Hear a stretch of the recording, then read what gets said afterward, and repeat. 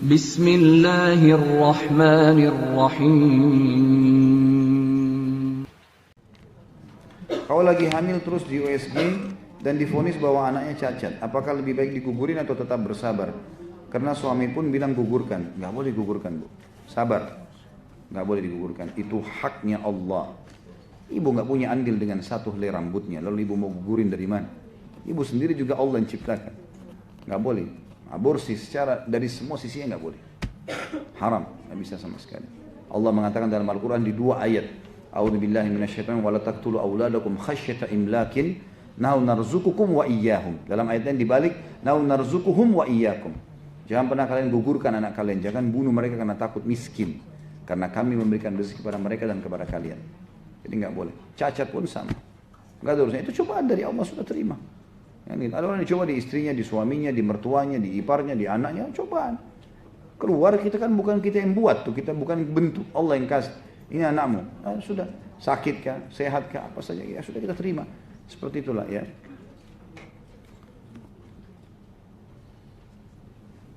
Saat ini Allah sedang memberi kita ujian, yaitu suami saya divonis sakit keras. Saat ini saya diuji sekali kesabarannya. Apa amalan-amalannya untuk menghadapi orang sakit? Baik, tentu saja kalau orang yang sedang sakit, maka ada amalannya, ya. Dia harus bersabar karena ada hadis begini, Bu. Ibu bisa sampaikan kepada suami kalau beliau masih bisa dengar misalnya ya, atau orang tua kita. Ada hadis Nabi SAW membunyi sesungguhnya ada dosa yang tidak bisa dibersihkan dengan istighfar. Tapi Allah akan uji dia dengan penyakit. Jadi penyakit-penyakit berat itu, ya, itu karena ada dosa yang mungkin harus dibersihkan dan memang harus dengan itu, tidak cukup dengan istighfar. Tidak cukup dengan istighfar. Jadi ini adalah pembersihan dosa. Kemarin Alhamdulillah baru kami jenguk salah satu jemaah yang rutin hadir di pengajian yang sakit. Dan saya sampaikan masalah itu. Bagaimana dia bisa menerima keadaan.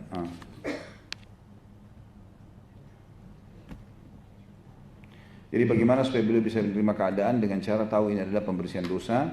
Kemudian ditanamkan kesabaran karena pahala sabar tidak didapatkan kecuali pada saat cobaan sedang ada, gitu kan.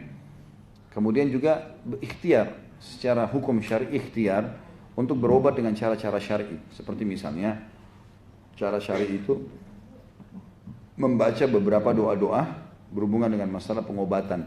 Ya, ini baca dan juga boleh ikhtiar dengan cara berobat. Dan ini sunnah Nabi SAW. Kata Nabi SAW, Allah tidak turunkan penyakit kecuali Allah turunkan kesembuhan bersamanya.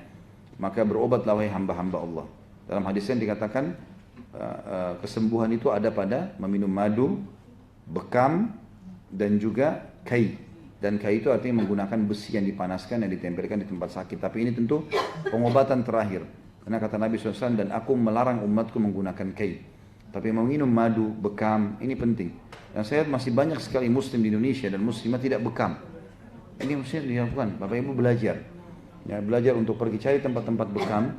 Cukup banyak sekarang dibuka di Jakarta ini. Bisa bekam ibu-ibu tentu sama perempuan, laki-laki sama laki-laki ya. Terutama di tanggal 17, 19, dan 21 dari setiap bulannya.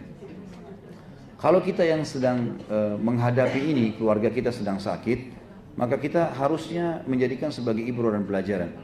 Di situ kita bisa tahu nilainya kesehatan. Nanti kalau kita tidak sakit begitu. Yang kedua, memang kita juga dapatkan pahala sabar. Sebagaimana dia juga dapatkan pahala sabar. Kita sabar karena menghadapi dia, dia sabar karena menghadapi penyakitnya, gitu kan? Kemudian yang ketiga, kita boleh melakukan juga beberapa doa-doa yang diajarkan Nabi SAW. Dan ada dulu di buku Ruqyah yang saya pernah pandukan itu ya. Nah, kalau itu dibaca, insya Allah cukup bisa membantu untuk ikhtiar kita. Dan sabarlah, itu memang kehidupan dunia. Dan ini bab sabar kita tentunya. Allahu a'lam. Dan kita berdoa kepada Allah SWT, semoga majlis kita diberkahi olehnya dan dijadikan sebagai tambahan amal kita pada hari kiamat. Dan semoga seluruh amal yang pernah kita kerjakan sampai menjelang ajal datang nanti diterima dengan kemahamurahannya. Dan semoga semua dosa tidak terkecuali yang pernah kita kerjakan. Dan juga kedua orang tua kita dan seluruh kerabat dan orang-orang yang kita cintai dan kita kenali, semuanya dimaafkan oleh Allah, diganti dengan kemahamurahannya menjadi pahala. Dan tidak pernah lupa kita doakan negara kita Indonesia supaya menjadi negara yang aman, tentram, damai. Seluruh rezekinya dibukakan oleh Allah dan seluruh utangnya terlunasi tanpa terkecuali. Dan semoga saja Indonesia dikaruniakan oleh Allah SWT pemimpin muslim yang adil, yang kembali kepada Al-Quran dan Sunnah.